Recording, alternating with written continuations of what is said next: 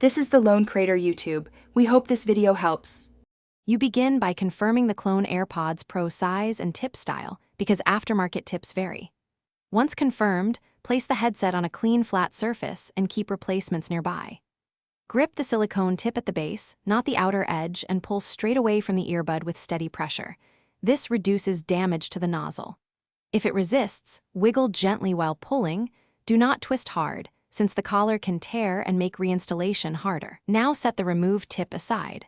Once the old tip is off, examine the nozzle and mesh for lint, earwax, or leftover adhesive because debris reduces sound and seal. Use a soft, dry brush or a toothpick wrapped in microfiber to remove buildup carefully. Do this with short strokes and light pressure. Do not push debris into the speaker. After cleaning, dry any moisture and orient the replacement tip so its opening matches the nozzle. You're ready to align the tip. Keep breathing, and take a controlled, steady motion next. You push the new silicone tip onto the nozzle with even pressure until you feel it seat. This ensures the internal collar engages. Once installed, put the bud in your ear and perform a test playback to check the seal and bass response. Good seal equals better bass and noise isolation.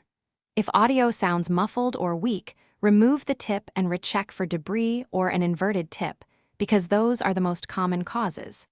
If persistent, try a different size tip or inspect the mesh for damage. Thanks for watching. Consider subscribing if we helped you.